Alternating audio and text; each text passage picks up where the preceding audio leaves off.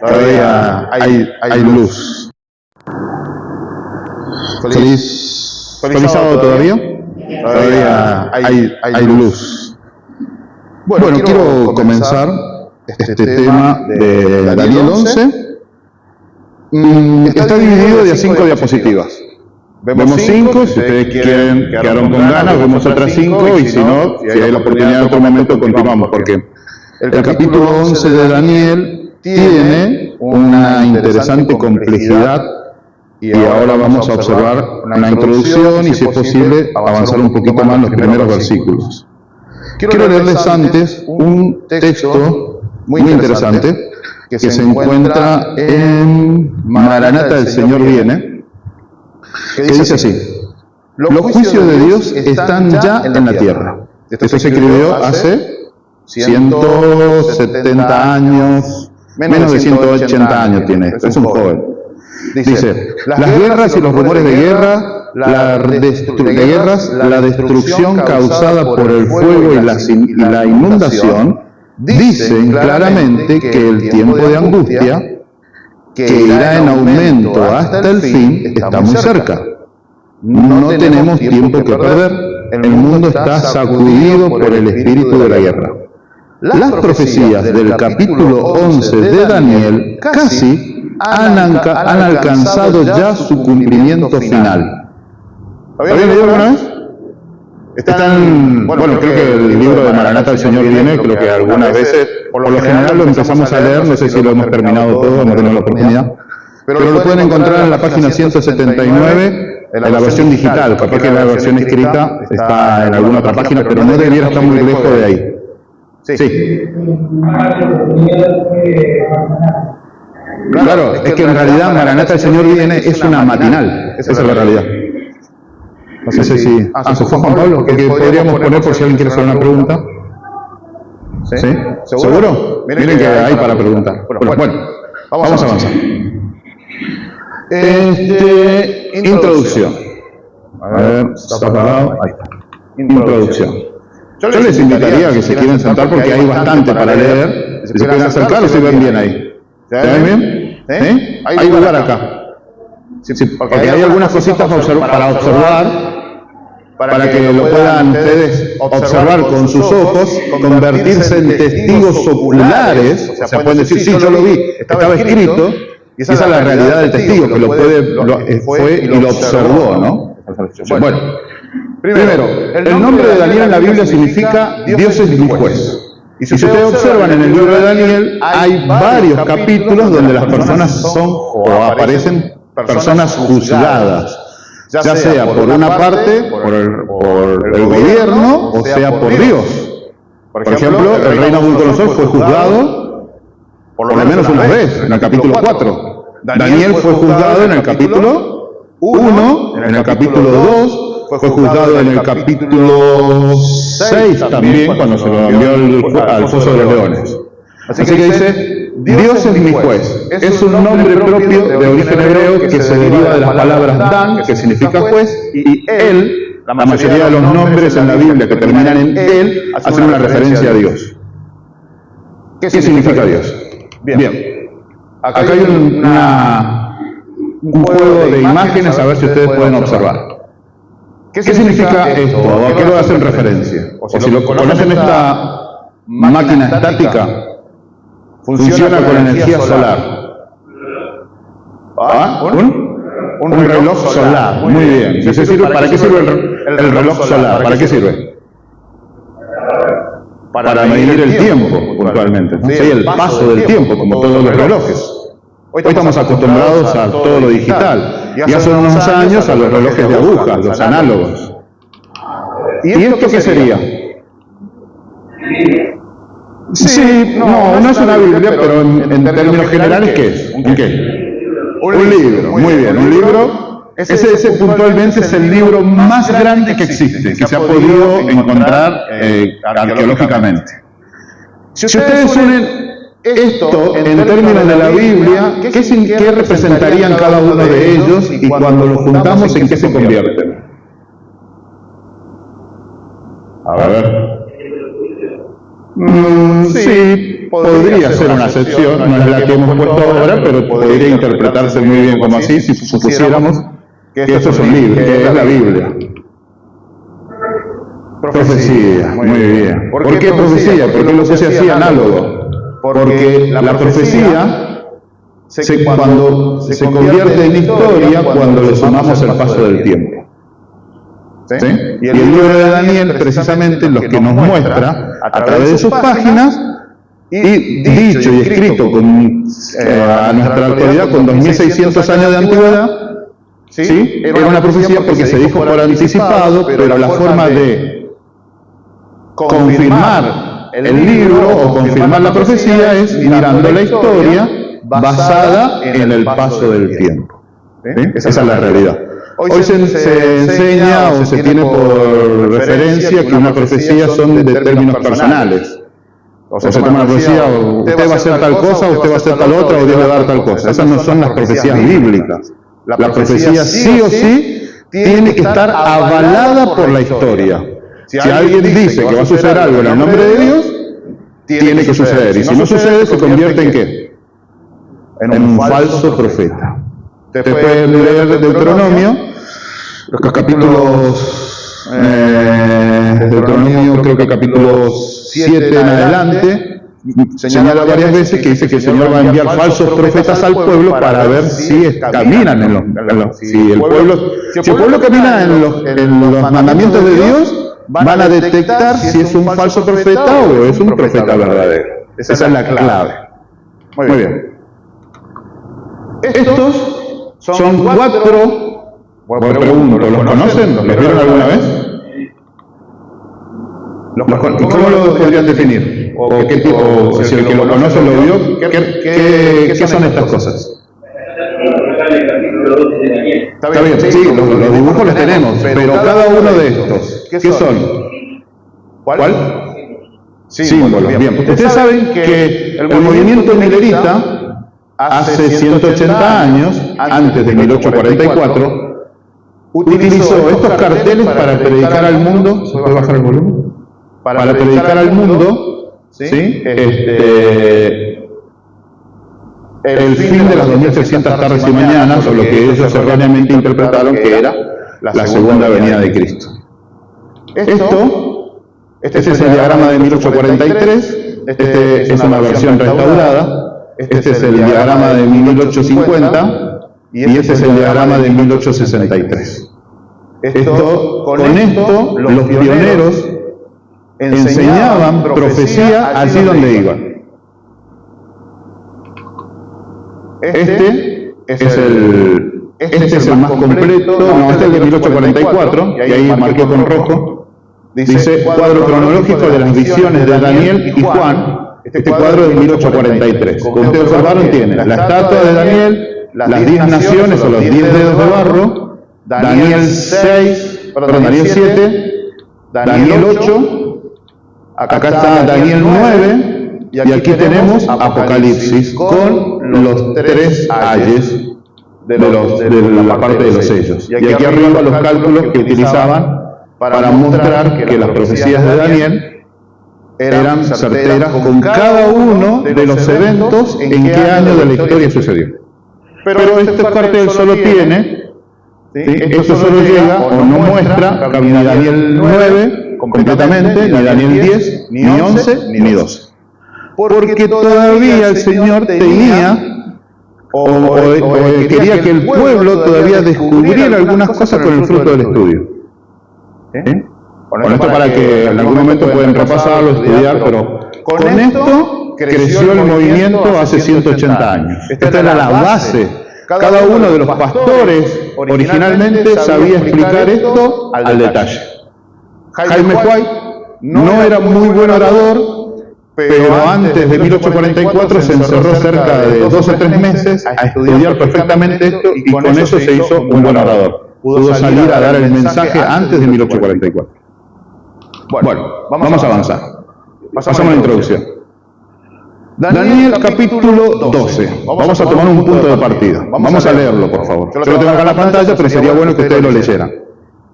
Daniel capítulo 12.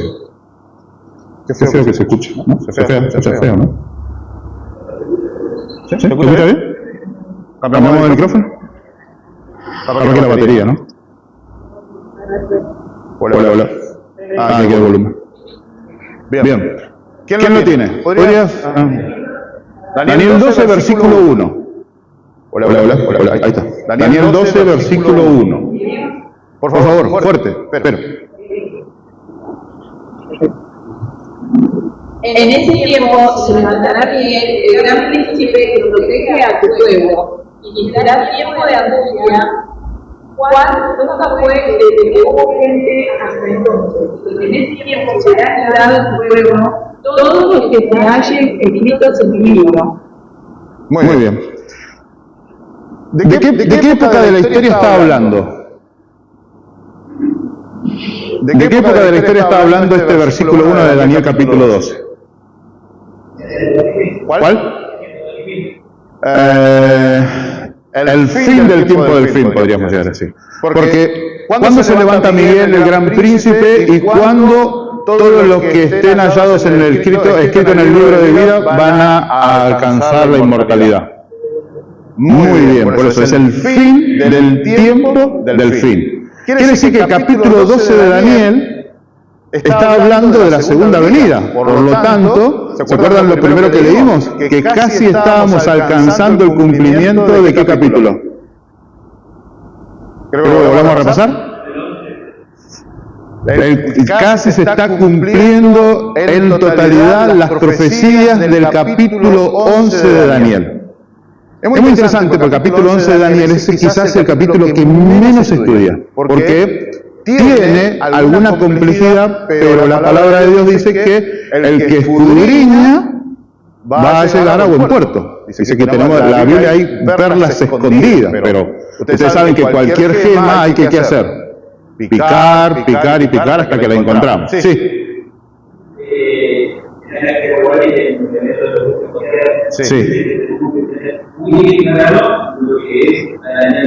Muy bien, exacto. Porque Daniel 12, no da tiempo ahora, pero Daniel 12 también tiene, vamos a leer algunos versículos. Daniel 12 también tiene unas claves importantes para estos días. Entonces, si el versículo 1 de Daniel habla de la segunda venida, el capítulo 11 por lo menos llegará hasta los eventos antes de la segunda venida. Entonces, si tuviéramos una línea de tiempo, ¿sí? Este sería la segunda venida de Cristo, lo que está hablando el capítulo 12, ¿sí? Y ahora vamos a leer capítulo 12, versículo 4. 12, versículo 4. ¿Lo tenés? Bien. Pero tú, Daniel, cierra las palabras y sella el libro hasta el tiempo del fin. Muchos correrán de aquí para allá y la ciencia aumentará. Muy bien. ¿Hasta cuándo tenía que estar selladas las palabras?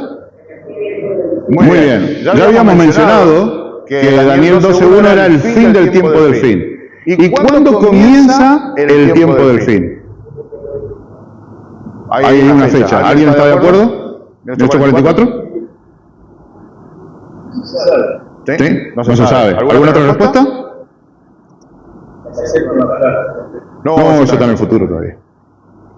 Está más cerca del fin que del principio del tiempo del fin. ¿Alguna otra?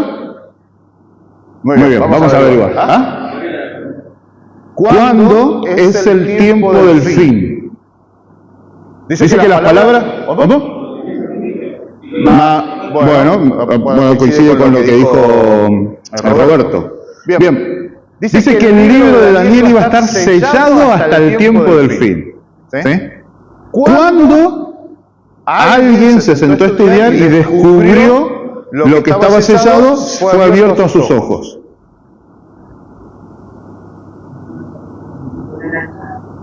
No, esa es la misma fecha que están señalando ahí atrás. 1844 no es.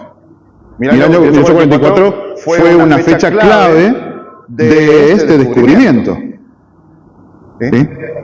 ¿Cuál?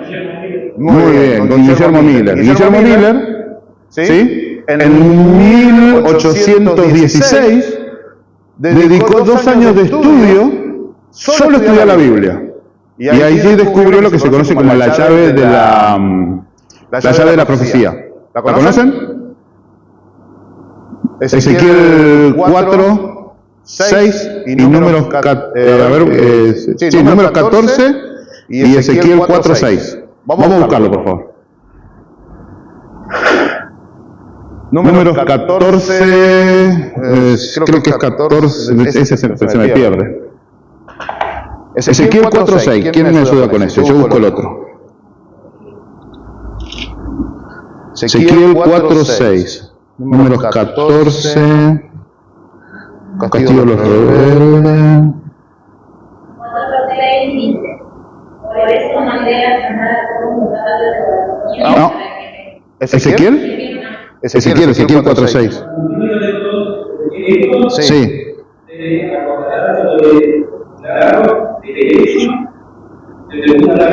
Una segunda vez, sí. ¿Cuántos días? Y se llevará a la maldad a la casa de Judá 40 días por el año He dado. Conforme a la maldad de Israel, te acostarás una segunda vez sobre tu lado derecho, decía, ¿no? Derecho, 40 días,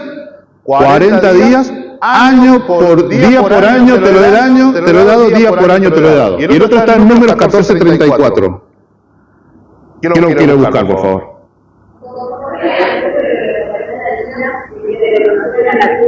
Ustedes llevarán tumba durante 40 años, un año por cada día, pero lo serán y sagrados. Muy bien.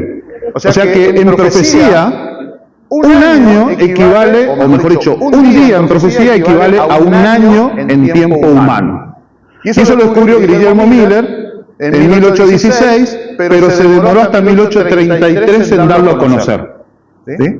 Y allí, Guillermo Miller, con esa llave de la profecía, pudo descubrir cuándo era el tiempo del fin. ¿Por qué? Porque fue cuando alguien se sentó a estudiar Daniel y pudo encontrar y abrirlo. Por eso el Señor le dijo a Daniel que el tiempo del fin, que el libro iba a estar sellado o cerrado hasta el tiempo del fin. Estuvo prácticamente sin que nadie pudiera entender las profecías escondidas en Daniel, cerca de 500, unos 2.300 años aproximadamente. 2.300 años alguien se sentaba a leer Daniel y no sabía qué es lo que quería decir. Pero el tiempo del fin comienza cuando alguien entiende lo que está escrito en el libro de Daniel, como vamos a ver ahora. ¿Sí? Allí, el tiempo del fin también coincide con la herida de muerte de la bestia en Apocalipsis 13. Porque la bestia, ¿quién era? Roma. 1260 años de gobierno y el tiempo del fin comenzaba cuando se hería de muerte la bestia. Eso fue en 1798. Nosotros estamos aquí aproximadamente, cerca de la segunda venida de Cristo. Siguiente versículo, siguiente marca en la historia. La cruz de Cristo. ¿Qué año fue aproximadamente? Muy bien, cerca aproximadamente del año 34. La realidad es que por un error fue en el año 31, si contamos bien los años. Pero por un error de datación se considera rápidamente el año 34, porque se divide el calendario entre antes de Cristo y después de Cristo, ¿verdad? Si contamos 33 años y medio, hicimos en el año 34. Bueno, la realidad es que fue en el año 31 para los cómputos proféticos. Muy bien, para acá. En el año 31. ¿Sí? Siguiente versículo, Daniel 11. Y ahora, habiendo tenido estas referencias de ahora, vamos a ir para atrás y vamos a identificar cuándo comienzan las profecías del capítulo 11 de Daniel. Daniel 11, 1 y 2, por favor. ¿Quién quiere leer? Sí. En el primer año de Darío, yo, Gabriel, estuve con él para animarlo y fortalecerlo. Ahora te mostraré la verdad. Aún habrá 3 reyes en Persia y el cuarto se enriquecerá más que todos. Cuando se fortalezca con sus riquezas, despertará a todos contra el reino de Grecia. Muy bien, gracias. Entonces, Daniel 11, ya el Señor deja una marca temporal. El primer año del rey Darío, el Medo. ¿Y se acuerdan qué era lo que nos ayudaba a identificar si una profecía se cumplía o no? ¿Qué era? la historia. Entonces vamos a tener que ir a investigar la historia. ¿Sí? Darío el Medo, ¿sí?, reinó del año 522 al año 486. Entonces la profecía de Daniel, ¿cuándo le fue dada? ¿En qué año aproximadamente? En el 522. ¿Sí? Acá. En el primer año, dice, en el año primero de Darío, el de Media, yo estuve para animarlo y fortalecerlo. Y el ángel le dijo, y ahora te mostraré la verdad. Le estaba diciendo cosas que iban a suceder en el futuro y que la historia iba a confirmar que eran verdad. Vamos a buscar, ¿sí?, Daniel 12:13. Por favor. Daniel 12:13. Vamos a estar ahí. Daniel 11, más que nada, ahora vamos a ir al del 12. 12:13. ¿Quién quiere leer?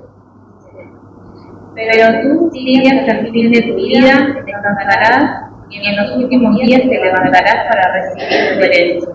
Muy bien. Una promesa que se le ha hecho a pocas personas en la Biblia, ¿no? ¿Se le hicieron a quién? ¿Al ladrón en la cruz? Simeón, como mencionó esta mañana el hermano. ¿A quién más? A Daniel. ¿A quién más el Señor le garantizó que iba a estar en el cielo? Pocas personas, ¿no? ¿A quién? Al ladrón, por eso fue crucificado. ¿Sí? Bien, a Daniel le hicieron, Dios le hizo, dice, tú irás hasta el fin. ¿Qué quiere decir esto? Que Daniel no es que iba a vivir 2500 años, sino que Daniel iba a estar presente a través de toda la historia con los mensajes que Dios le había dado por intermedio que había quedado escrito. En Apocalipsis, si ustedes leen el capítulo 10, le dice, es necesario que profetices otra vez. ¿Recuerdan? Cuando desciende el ángel con el librito y se pone un pie en el agua y otro pie en la tierra y jura por el Altísimo que el tiempo no sería más. Al final le dice a Juan, come el libro, será dulce en tu boca, pero amargo en tu vientre. Lean el capítulo 10 después de Apocalipsis. Y dice, y es necesario que profetices otra vez. No era puntualmente que tenían que haber nuevas profecías, sino que también uno es profeta cuando señala lo que está escrito en la Biblia y todavía no se convirtió en un hecho histórico. Por ejemplo, nosotros cuando hablamos de Apocalipsis capítulo 12, y hablamos del mensaje de los tres ángeles, o hablamos de alguna profecía que esté después del tiempo, estamos profetizando. No es una nueva profecía, pero sí estamos señalando cosas que están escritas en la Biblia y son hechos que van a suceder en el futuro. ¿Sí? Entonces, y ese librito que era rico en la boca pero amargo en el vientre, era nada más ni nada menos que el libro de Daniel. ¿Sí? Apocalipsis 10 está hablando en términos de tiempo de la historia de los mileritas. Los mileritas tuvieron un mensaje al mundo, muchos creyeron, pero tuvieron un ¿qué? Un chasco. No fue amargo al vientre. Cuando ustedes se desilusionan o no sucede algo que ustedes querían, ¿qué pasa? Se contrae el vientre, una desilusión. Pero ellos habían entendido bien el tiempo, pero no el evento que estaba relacionado. Entonces, Daniel 11 va desde el año primero de Darío el Medo, pasando por toda la historia, ¿hasta cuándo? Hasta la segunda venida. ¿Y por qué la segunda venida? Porque le prometió a Daniel que iba a recibir su heredad. ¿Sí? Prometió a Daniel que iba a recibir su heredad. Y que aparte que el tiempo del fin. Y el tiempo del fin comprende desde el principio hasta el fin del tiempo del fin. ¿Se entiende? Muy bien. Y evidentemente, lo que no habla mucho Daniel, pero se entiende es que la vida es la eternidad. Pero puntualmente los hechos históricos contenidos en el capítulo 11 de Daniel llegan hasta acá. Y el evento que está aquí es el descenso de la segunda Jerusalén, cuando ya se establezca el reino de Dios con su capital en la tierra para la eternidad y para todo el universo. ¿Sí? La segunda venida. Pero Daniel llega hasta acá, porque Daniel 12 incluiría esta porción de acá. Por ese tiempo de angustia, que Cristo regresa, el mal es, ¿cómo se dice?, erradicado del universo. Muy bien. Terminaron los primeros grupos. ¿Seguimos? 5 diapositivas más. ¿El otro sábado? No estoy el otro sábado. Habrá que esperar un mes. Ustedes deciden. ¿Están de acuerdo? Esto tiene que ser unanimidad, si no, no es bíblico. ¿Sí? ¿Están de acuerdo? Bueno, avanzamos. Yo la separé en 5 porque es mucha información y a veces, si voy al trote, no se entiende. ¿Sí? Por eso, lo dividí en 5. Bueno, ¿avanzamos? ¿Están de acuerdo? No hay queja, ¿eh? Versículo. Bueno, ahora entramos puntualmente en Daniel 11. 11, versículo 2. Vamos a repasar. Alguien ya lo habíamos leído, pero lo pusimos como parte de la introducción. 11.2.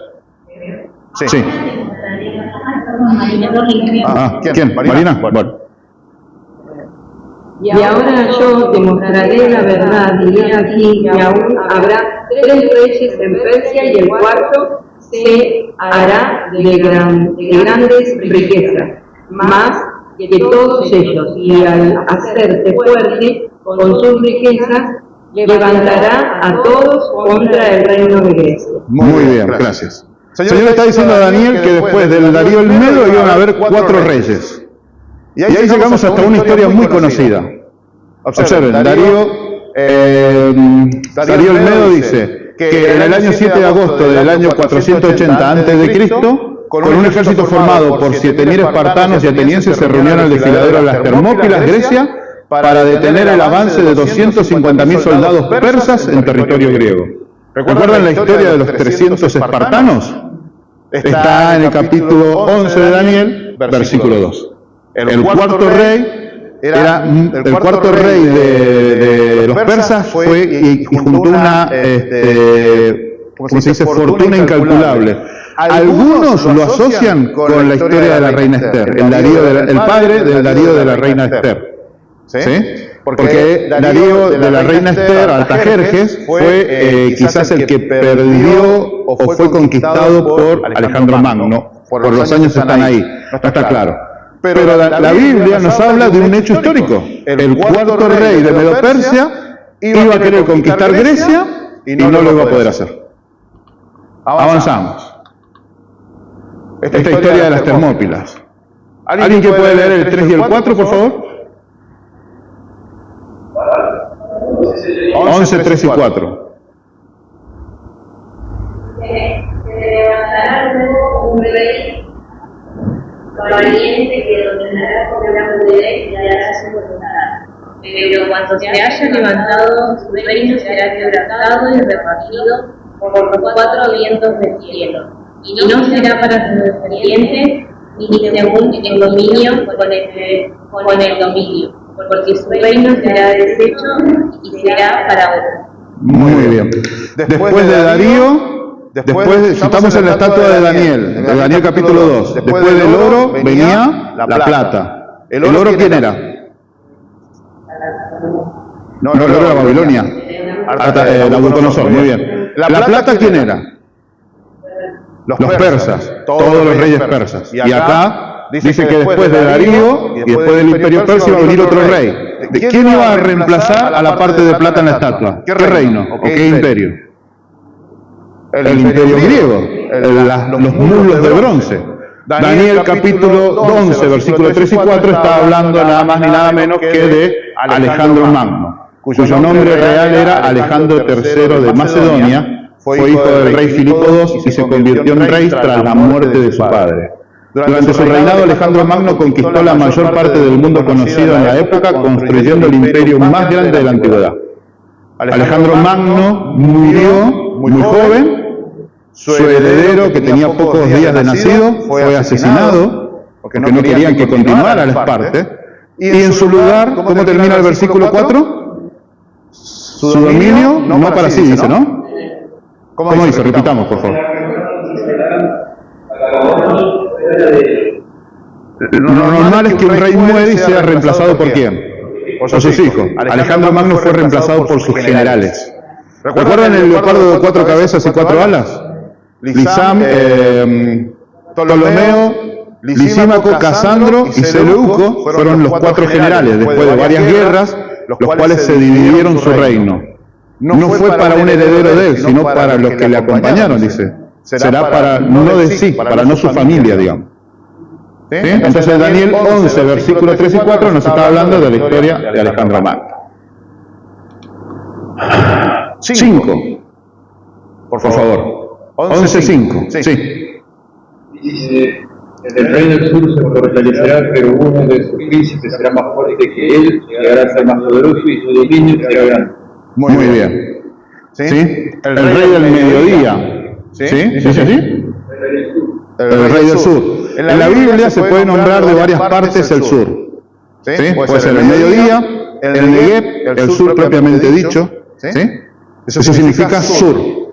Porque recuerden que Tierra Santa está por encima del Ecuador.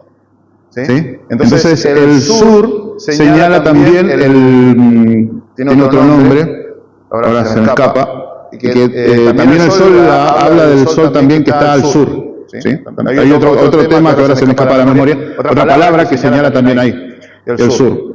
Entonces el Negev o el sur o eso está hablando geográficamente de lo que evidentemente estaba más abajo. Muy bien. Ptolomeo, recuerden que eran 4 generales: Ptolomeo, Casandro, Lisímaco y Seleuco. Ptolomeo, ¿sí? Dice, porque Alejandro Magno conquistó Egipto, y cuando murió, cada uno de los generales se fue a un lugar y se hizo terrateniente de ese lugar y después se convirtieron en rey. Ptolomeo I fue el primer rey de la dinastía ptolemaica de Egipto, gobernó del 305, Alejandro falleció alrededor del 333, al 282 a.C. Ptolomeo I fue el general de Alejandro Magno que se convirtió en sátrapa de Egipto después de la muerte de Alejandro y finalmente se proclamó faraón. La dinastía ptolemaica no eran egipcios, eran griegos. Por eso Cleopatra no tenía facciones del continente africano, sino que era hija, después de 200 años, de la dinastía griega. Los griegos conquistaron no solo Jerusalén, el Mediterráneo, sino también Egipto. Así que Daniel, capítulo 11, versículos 4 y 5, versículo 5 nos habla de los Ptolomeos. Vamos con el que sigue. Versículo 5, ya lo decimos, 6, entonces, acá, esta parte. Esto fue el imperio de Alejandro. Gobernó desde gran parte de Egipto hasta el río Indo, que separa Asia de la India puntualmente. Al norte con el Mar Negro, ¿sí? Y al oeste, pasando por Turquía, hasta la península del Peloponeso, que está frente, que pueda tener un poco de memoria, frente a Italia. ¿Vieron que Italia tiene como la bota cuando miramos el mapa mundi? Hasta allí llegó el gobierno de Alejandro Magno. Pero, curiosamente, aunque fueron 4 generales, después quedaron 2. Y la Biblia empieza a hablar ahora de 2 reinos. El reino del oeste y el reino del este desaparecen y se convierten en 2 reinos. El rey del norte y el rey del sur. Porque de esos 4 generales, solo Ptolomeo y Seleuco fueron los que pudieron extenderse en el tiempo. Se hicieron fuertes y fueron ganando territorio y quedaron el rey del norte y el rey del sur. Ese puntito rojo que ustedes observan ahí es Tierra Santa, Jerusalén. Este es el rey del sur y este es el rey del norte, en términos geográficos. La Biblia ahora, a partir del versículo 5, con algunos intervalos, en el capítulo 11 de Daniel va a empezar a hablar del rey del norte y del rey del sur. Y después, en un momento de la historia, ese rey del norte y rey del sur va a dejar de ser un problema geográfico y va a convertirse en un problema espiritual. Pero eso ha avanzado bastantes versículos. ¿Sí? Tierra Santa, y observan ahí. Esto, el leopardo de 4 cabezas. Este es el gobierno de Alejandro Magno, que después se divide, con el paso del tiempo, en el rey del norte y el rey del sur. Como les señalaba, en la Biblia, el centro del mundo, ¿dónde pasa? O mejor dicho, para la Biblia, ¿dónde es el centro del mundo? El monte de Jerusalén, donde está el templo de Dios. Por eso todo lo que ustedes van a observar, a medida que se puede ir estudiando Daniel 11, tiene que ver con parado desde Jerusalén, si miramos al norte o si miramos al sur. ¿sí? Pero siempre es la perspectiva desde Jerusalén, porque ¿a quién está hablando Dios de profecía? Al pueblo elegido, a sus hijos, al pueblo elegido. Por eso le tiene que decir información, pero tiene que ponerse en tierra, desde ese lugar, para que ellos puedan observar quién es el que los ataca o quién es el que los viene a ayudar. Por ejemplo, este es otro mapa, ahí está otra vez el centro, ¿sí? Si venía de abajo, si usted dice, bueno, pero Egipto estaba al oeste, está bien, pero si yo me paro en Egipto, perdón, yo me paro en Tierra Santa, ¿de dónde me venía a atacar Egipto? Desde el sur, porque tenía que recorrer esto y subir.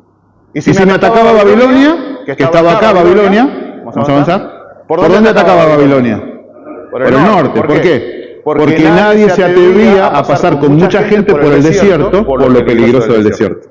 Por eso Jerusalén se debatía entre obedecer al norte o obedecer al sur. En términos espirituales, ¿para qué? Porque esta ya es la última. Vamos rápido, ¿vieron? Esta es la última diapositiva del segundo grupo. En términos espirituales, el pueblo de Israel y nosotros hoy en día nos debatimos entre dos cosas.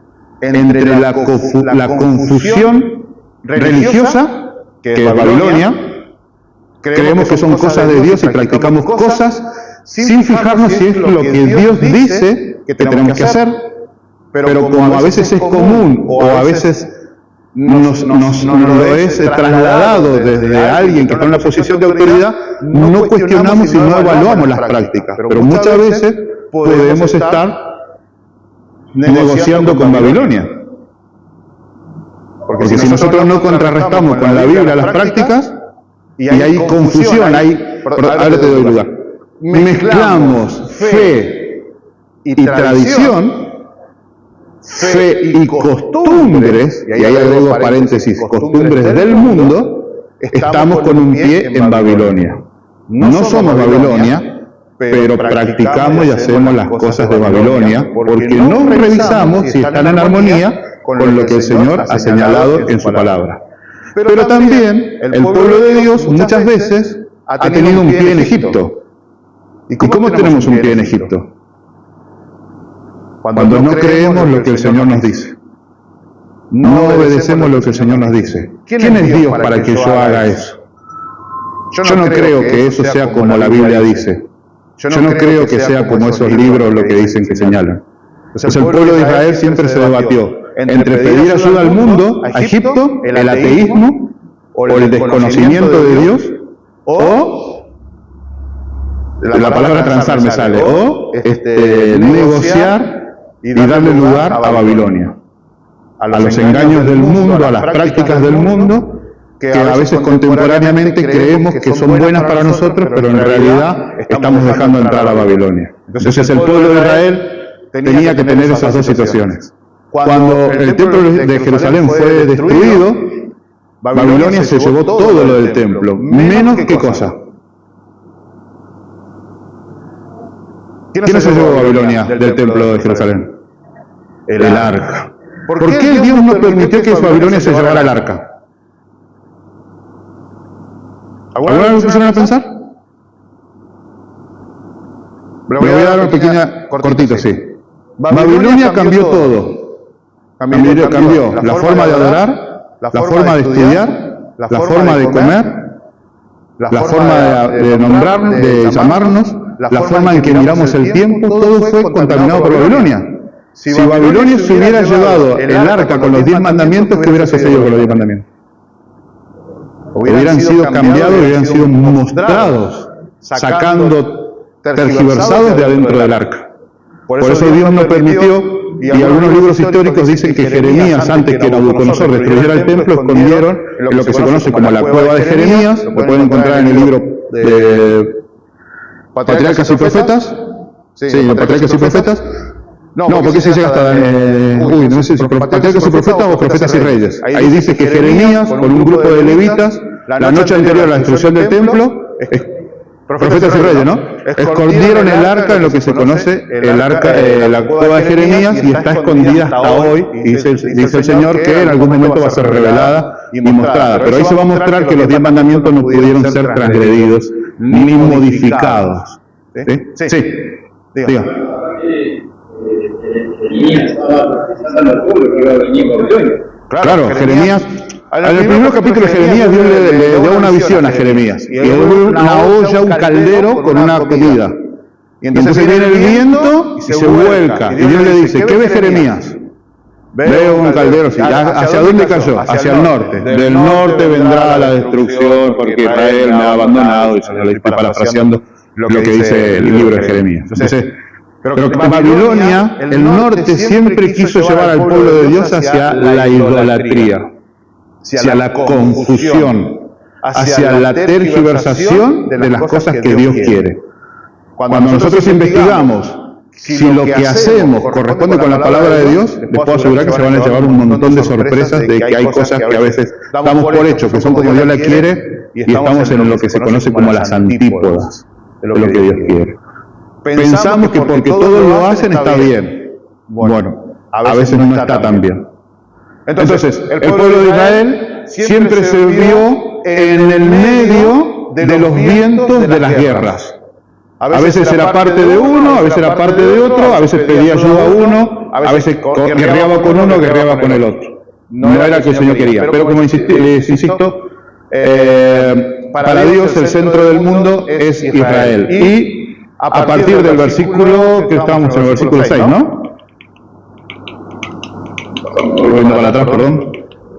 Sí, a partir del versículo, claro, a partir del versículo 5, ya la Biblia, hasta el versículo 14 aproximadamente, van a haber unas luchas intestinas constantemente entre el rey del norte y el rey del sur. Como les dije, a partir de un momento de la historia se va a convertir en una lucha espiritual. Y eso pero ya es promediando casi los últimos 10 versículos. Bueno, hasta aquí llegó. Si quieren cortamos acá. Pero para que ustedes puedan tener en cuenta que la Biblia, sí.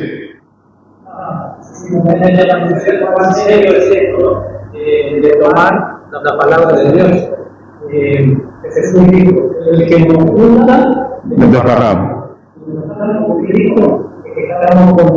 Exacto. Una línea a seguir. Por eso el Señor sitúa al pueblo de Israel en el centro del mundo, cualquier usted mapa mundi, y siempre hay una lucha que es incentivada obviamente por Satanás, pero el pueblo está constantemente, o tiene constantemente que estar alerta si va a caer, o si va a negociar con uno, o si va a negociar con el otro. En la historia de Ezequías y en algunos otros, historia de los reyes, cuando se veían afectados por la idolatría, no querían resolver a Dios, pedían ayuda al mundo ateo. Y a Ezequías le abandona el Señor. Al rey Manasés, que pidió ayuda, no era Manasés, era el último rey de Israel, a ver si me ayudan algunos, ¿se acuerdan? Manatías, creo que era, a ver si me perdió el nombre. No, ese fue anterior. El último rey de Israel, puesto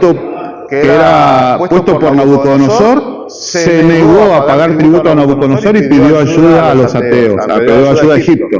El rey de Egipto vino y antes de presentar batalla se fue. Y por no haber confiado en Dios, de tantas veces que el Señor le habló por intermedio de Jeremías y algunos otros, el Señor lo entregó a la destrucción. Por eso Jerusalén es destruida, porque no confiaba en Dios, confiaba en sus propias fuerzas. Por eso hay que ser cuidadosos. Entonces, Daniel 11, hemos llegado hasta el versículo 5 para que ustedes puedan observar que todo, voy a volver para mostrarles, para adelante más fácil, más rápido. ¿Sí? Entonces hemos visto que Daniel, hasta el versículo 6, nos viene mostrando la historia desde el año 522 y en esta primera porción nos llevaría hasta la cruz como una marca intermedia. Pero vemos que los primeros 5 o 6 versículos de Daniel nos muestran que la historia que el Señor le reveló al Daniel por anticipado los eventos a través de la historia. Más adelante, en algún momento cuando se pueda estudiar, vamos a ver que acá aparecen Julio César, aparece Tiberio, ¿sí? Aparece la Edad Media, Todos ellos aparecen en el capítulo 11 de Daniel. E incluso, como señalamos al principio, el capítulo 11 de Daniel nos relata eventos que llegan justo hasta la segunda venida. Por eso es importante saber, porque la profecía nos muestra en qué parte de la historia estamos.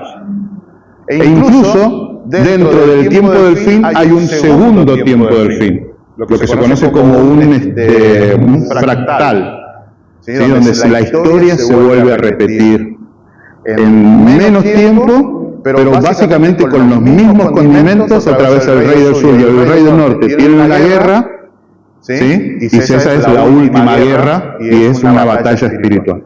¿Amén? Bueno, lo dejo hasta aquí.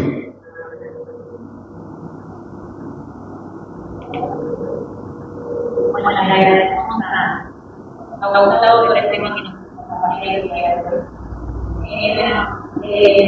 Invitamos a que ahora